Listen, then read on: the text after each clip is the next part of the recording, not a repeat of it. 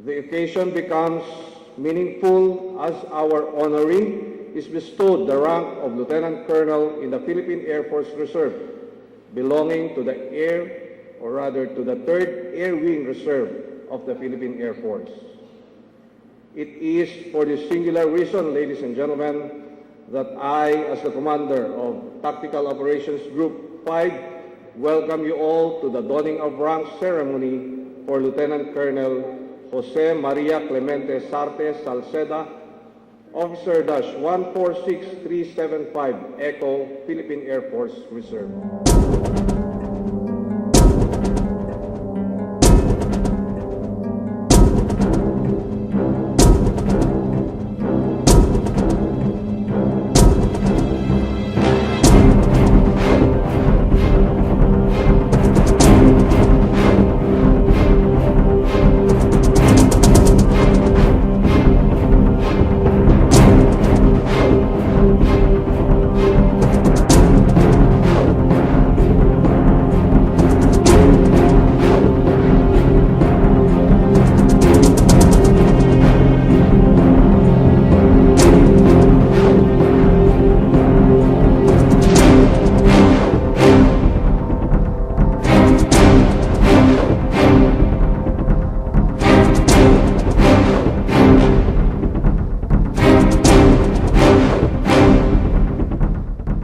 Republic of the Philippines, Department of National Defense, Headquarters, Armed Forces of the Philippines, Camp General Emilio Aguinaldo, Quezon City.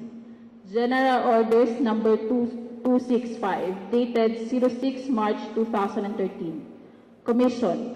Pursuant to Circular Number 4, these Headquarters, Series of 2010, and Section 40 of the National Defense Act as amended, and in conjunction with Section 44 of Republic Act Number 7077, Lieutenant Colonel Jose Maria Clemente S. Salceda, Officer -146375, is commissioned in the Reserve Force, Armed Forces of the Philippines, effective 15 February 2013, by order of the Secretary of National Defense, Official Emmanuel P. Bautista, General, Armed Forces of the Philippines, Chief of Staff, signed Ronald N. Albano, Colonel, Philippine Army, MNSA, the Adjutant General. The Commander 1st Air Division, Brigadier General Edgar R. Falurina, Armed Forces of the Philippines, and the Commander, Air Force Reserve Command, Brigadier General William P. Torralde, Armed Forces of the Philippines, will now formally don the rank.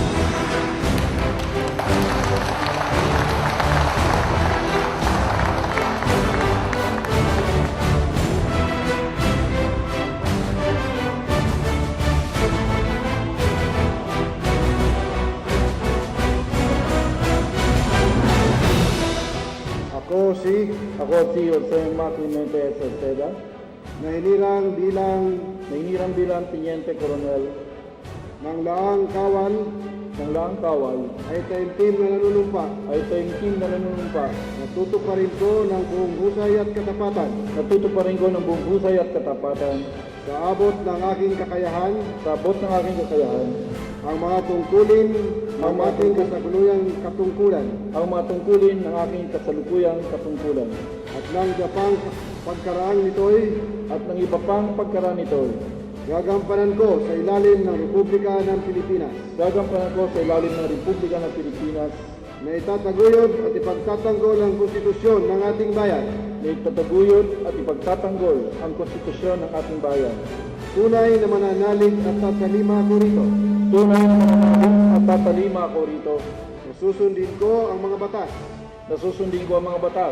mga kautosang legal at mga tungkuling pinaiiral ng mga sadyang itinakdang may kapangyarihan ng Republika ng Pilipinas at kusa kong babalikatin ang mga pananagutang ito nang walang anumang pasubali o hangaring umiwas. Kasinawahan na ako ng Diyos. Congratulations, sir. General Falurina, sir, thank you.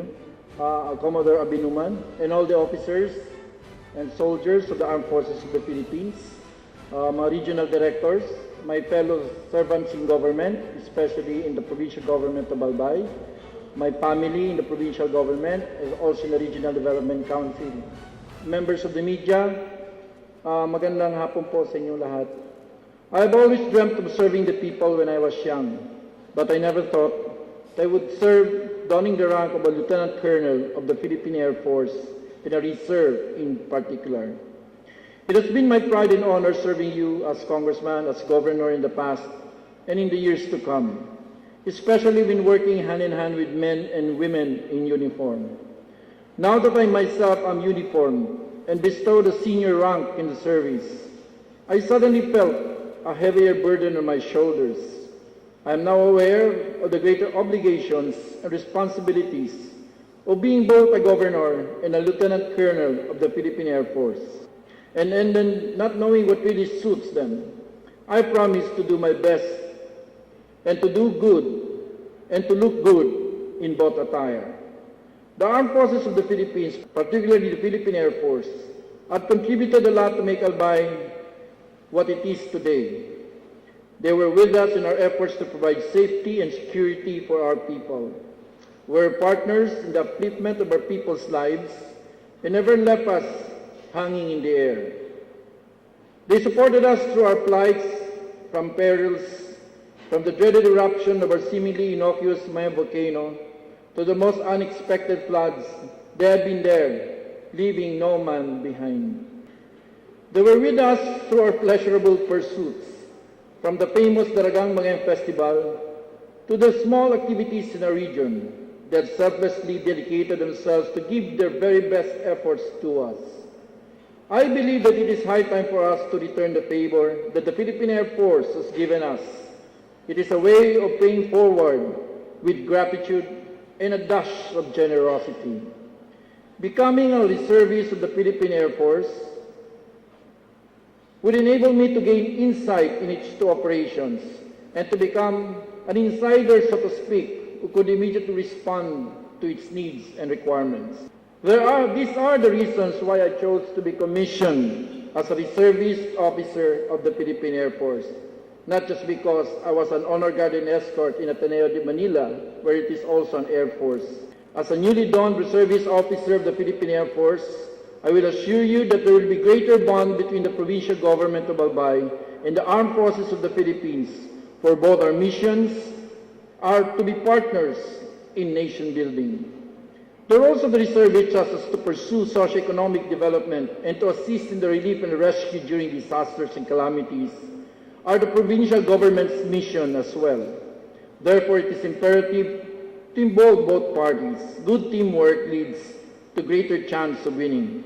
In fact, this is one of the reasons why Albay, kung bakit po ang Albay mukhang nangunguna sa labanan para po pag-host ng APEC, because of the seamless partnership between the Armed Forces of the Philippines and the civilian government, because disaster risk reduction and disaster response was one of the key criteria in choosing where to hold the ministerial meetings of the 2015 APEC.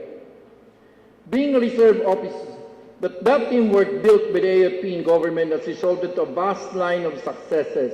With this event, I feel duty-bound to refine this strong relationship that exists today.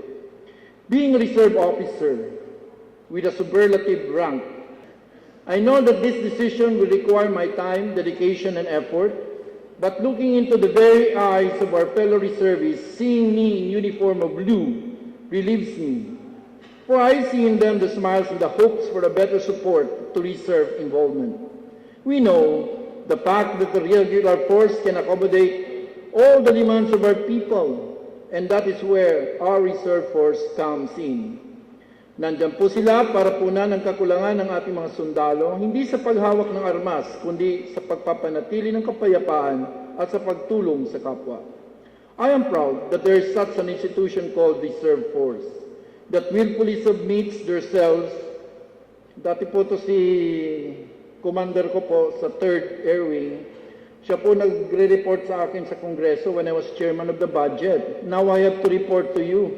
What a history, no?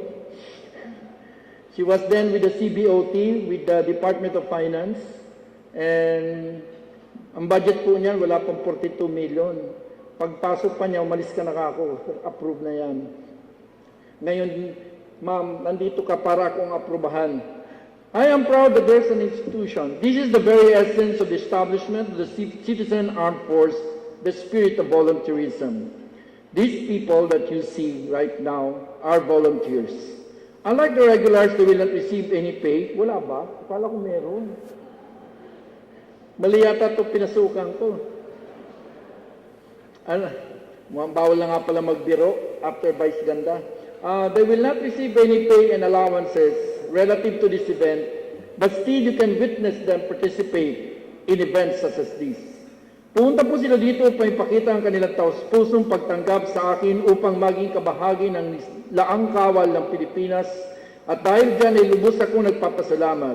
They have sacrificed their time just to be in this occasion. These little things have a big impact in me, and that fuels my drive to be more supportive to the Reserve Force.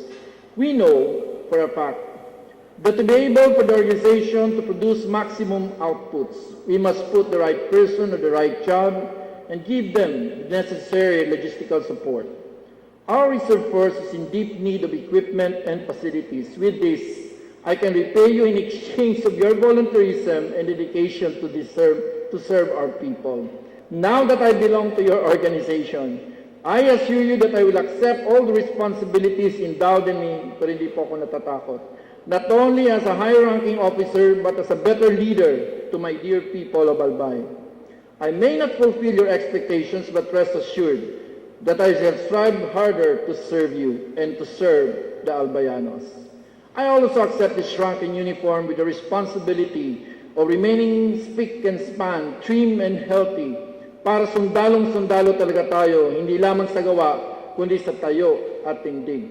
Therefore, I urge you to be very supportive to our reservists, for their intention is not for their own personal gain. I also encourage all my mayors and my staff to volunteer to be commissioned into the Reserve Force.